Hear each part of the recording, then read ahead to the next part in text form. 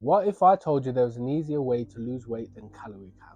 It's time to stop feeling stressed at every meal and you don't have to worry about every single bite. Let's look at how you can lose weight without tracking your food. Hi, I'm Alex. I'm a personal trainer. I've got 17 years experience and I'm also going through my own weight loss journey. So the stuff I'm going to talk about today is stuff I'm actually doing and implementing into my own life, not just stuff I'm preaching about. Understanding that you don't need to count calories to lose weight can be very free. If you are someone who hates counting calories or tracking macros and you feel guilty even when you don't, this approach can take the pressure off. Instead of stressing about every single bite, you'll learn to focus on habits that naturally put you in a calorie deficit without the tedious counting. So key point here is you don't have to count calories, but you still have to be in a calorie deficit. So have you ever been on a weight loss journey and you've been trying to count your calories, you've been weighing your food, and after a couple of days you feel overwhelmed, confused,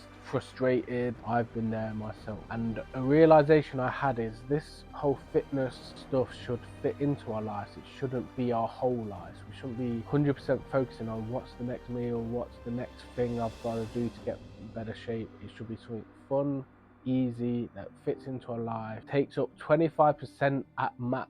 Because we don't actually have to count calories, we just need to be in a deficit. What does that actually mean? Aren't they the same thing? So a calorie deficit is when you consume fewer calories than your body needs to maintain its current weight. Think of it like a bank account. If you withdraw more than you put in, eventually the balance will go down. With weight loss, your body will burn stored body fat for energy. This is like you burning through all your cash in the bank example. So to clarify, because it can be confusing, you need a deficit for fat loss. Counting calories isn't that. Counting calories is just a method that ensures that you stay in your deficit. There are other ways of becoming in a deficit and losing weight, especially if counting calories makes you feel sick, makes you go crazy. So it's the deficit that gets the result, not the precise counting of every single calorie. So why don't you have to count calories for fat loss? You can lose weight simply by being more mindful of your eating habits, such as using smaller plates, eating slower, and focusing on eating nutrient-dense food. Here's a couple of systems you can use that will help you make meals which will keep you in a calorie deficit. The first one is the precision nutrition system. I used to use this with my client a lot back in the day. It's the simplest nutrition system pretty much, but they have a portion guide which I'm going to talk about right now. So precision nutrition has a hand measuring system, which is a simple and effective way of measuring your food without the need of calorie count. Instead of counting the calories or weighing your food, you're going to use your hands as a guide. This makes it easy to customize meals based on individual's body size. So bigger hands you've got, well done, you're going to have a bigger portion.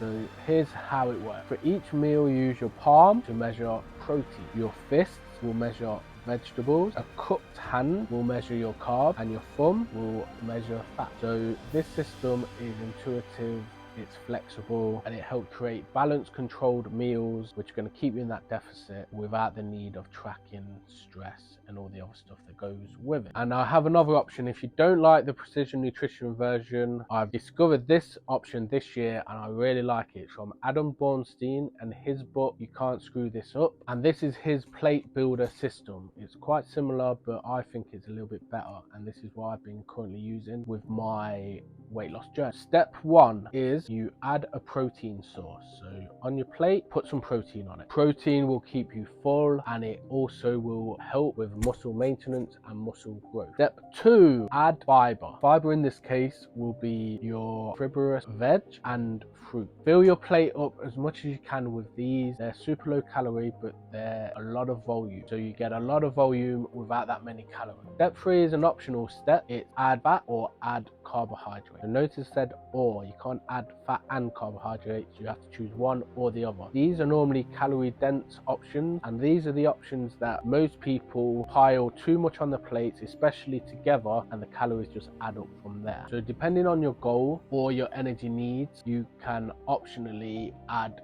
fats or carbohydrates. So the carbs are stuff like rice, potato, and the healthy fats would be something like avocado or olive oil. Adjust based on activity levels and energy levels. So how do you keep in a calorie deficit when you're not tracking? So I'll give you the 2 systems which I recommend you use, or at least try out for a couple of weeks to see if you like them. But the key is the consistency part after. It's okay doing it for a couple of days, but we need to be doing this and fitting it in our lives for a long time. We only get results when we stick to stuff over time. 2 weeks is not enough. That's why people fail New Year's resolutions. They pick something super hard for 2 weeks and they hate it and they quit. We need something super simple like what I've just laid out today that we can do forever, pretty much, until we hit our goal weight anyway. Consistency is key. Making small sustainable changes over time can have a big impact. Another thing, if you have the budget and if you have the time, is meal prep. You can have meal prep companies nowadays that help with your calories. You tell them how many calories you want to eat each meal and they'll split the macros perfectly for you. And if not, if you've got time on a Sunday, for instance, you can prep your meal for the week. I'm not going to go into it today, but